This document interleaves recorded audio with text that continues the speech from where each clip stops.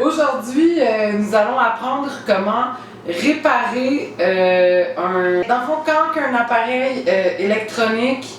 quand sa batterie coule dedans. Oui, ça arrive des fois que les batteries vont couler dans les contenants, dans l'appareil électronique. Ça veut pas dire que l'appareil est comme plus bon ou qu'il faut s'en débarrasser, mais il faut trouver une manière d'enlever le juice de batterie qui va empêcher les contacts de se faire. Donc, première étape, c'est de déterminer quelle sorte de batterie est utilisée.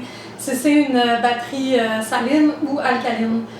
Si c'est une batterie saline, il faut utiliser un mélange d'eau et de bicarbonate de soude.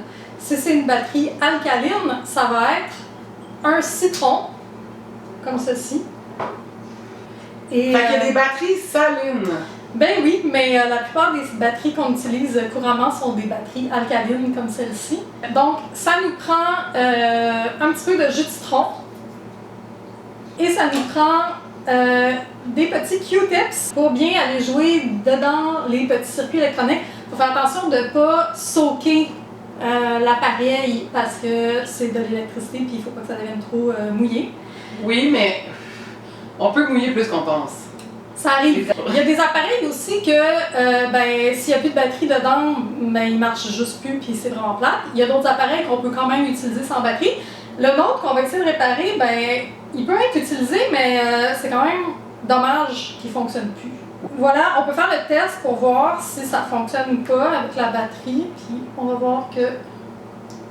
Ça ne fonctionne pas. On peut voir qu'est-ce qui se passe au niveau des contacts, parce qu'une batterie, c'est pas farfelu, il y a deux contacts, il y a un plus, il y a un moins. Le moins, souvent, c'est le petit spring. Ouais, le plus, c'est le petit bout qui dépasse. C'est le bout. C'est le bout mort, là. Puis là, on peut le voir qu'il y a comme de l'oxydation. Je sais pas si ça s'appelle comme ça. En tout cas, il y a du juice qui a coulé. J'espère que c'est ça. On ne voit pas très bien, là.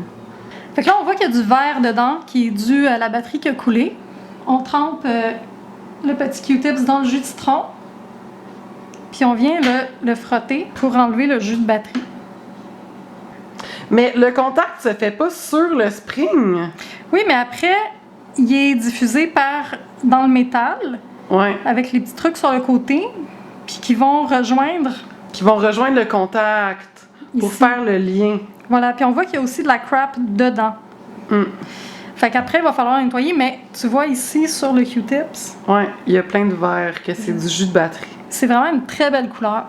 Fait qu'on va faire ça jusqu'à l'enlever le plus possible. De toute façon, on va se le dire, en temps de pandémie, qu'est-ce qu'on a d'autre à faire que de nettoyer nos vibrateurs avec des Q-tips? Fait que maintenant, le gros bout. Ouais, on voit qu'il y a aussi du juice de batterie à l'intérieur d'ici. Je suis impatiente, j'ai envie d'essayer. On peut essayer, voir. On va essayer, voir si c'est assez.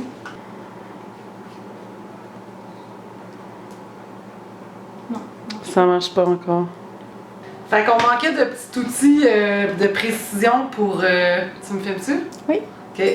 On manquait de petits outils de précision pour aller comme vraiment enlever la petite croûte qu'il y avait à l'intérieur du spring. Fait qu'on n'avait pas nos aiguilles parce qu'on s'est comme tatoué l'autre fois puis on les a oubliées.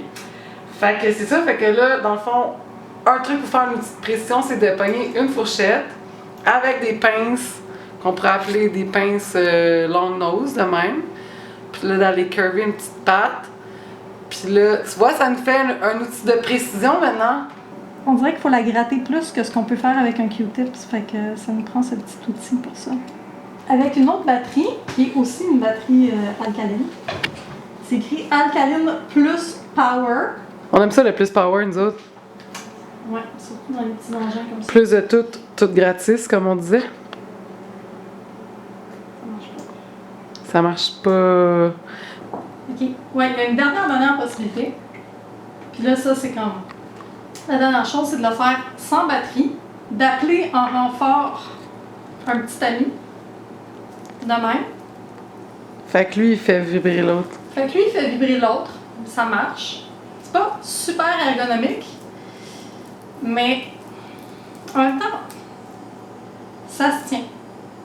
Fait que là, on essaye autre chose. Ben, je vais essayer d'aller directement sur les contacts sans passer par comme... Le petit moteur. Non, pas le moteur sans, mais comme le mécanisme. Fait que là, ça, c'était comme la pin qui relie le négatif. Puis ça, c'est la pin qui relie le positif. Fait que normalement, si le moteur marche, je sais pas, ça devrait marcher, là.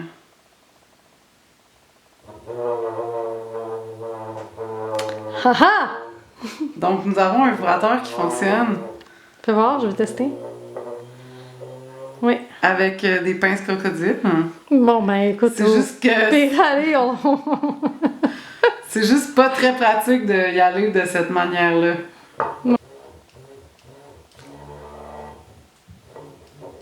Alors, des bonnes vieilles pinces crocodiles, hein? Qu'est-ce qu'on ferait pas sans des pinces crocodiles dans la vie? Fait que ce qu'on peut voir, c'est qu'il y a comme deux pins ici qui font le contact. Il y en a une qui s'en va comme, on dirait nulle part, mais dans le fond, c'est parce qu'elle rentre dans la machine. Puis il y en a une autre, elle, que, étrangement, elle s'en va directement se calisser sur la pin du positif. Ce que, honnêtement, j'ai bien la misère à comprendre. Fait qu'on va faire un petit test ici. On va mettre la batterie dedans. Fait que là, la pin, parce qu'une batterie, faut se le rappeler, une batterie comme ça, là, bon, ben, ça, c'est la pin positive, puis ça, c'est la pin négative. Fait que là, on va aller mettre la batterie là-dedans. Fait que là, normalement, la pin du positif, elle touche à son contact positif qui était déjà dans le fond du barillet, en tout cas, du truc. Fait que là, dans le fond, le seul contact qui nous manque, c'est le négatif. Fait que là, le négatif, c'est ça ici, que d'habitude, ça vient faire le contact avec le spring, puis avec cette pin-là, qui va faire tout le long jusqu'au fond pour aller rejoindre le circuit. Fait qu'on peut faire le test comme ça. Fait qu'on peut voir que le moteur fonctionne quand que le positif est au fond puis que le négatif est relié. Le problème, c'est ça. Fait que le problème, c'est ce petit embout. Fait que là, ce qu'on a compris avec les pinces crocodiles, c'est que le spring qui est complètement soudé sur le cercle. OK, attends, récapitulons. Fait que dans le fond, le négatif de la batterie passe dans le spring. Le spring qui est soudé au piece intérieur. C'est ça. Qui passe à travers le on-off qui ouvre et ici. Qui ferme. Qui va le redistribuer au ring extérieur. Oui. Qui, lui, va retourne. faire le contact avec la pinouche qui vient s'accoter sur l'extérieur. Voilà. Là, avec les pinces crocodiles, on a déterminé que tout fonctionnait, sauf le contact entre du cercle intérieur au cercle extérieur. Donc, quand ça passe par le piton on-off. Fait que finalement, qu'est-ce qui fuck?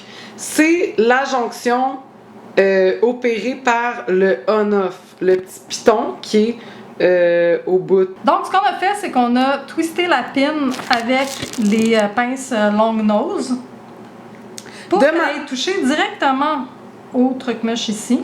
Au piece intérieur, dans le fond, au spring, dans le fond.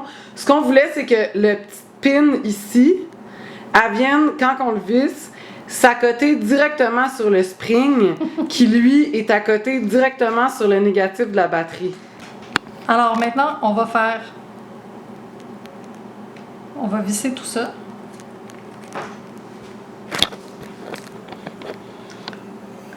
Et voilà, ça fonctionne! Fuck yeah! Je suis très contente. On a travaillé fort quand même.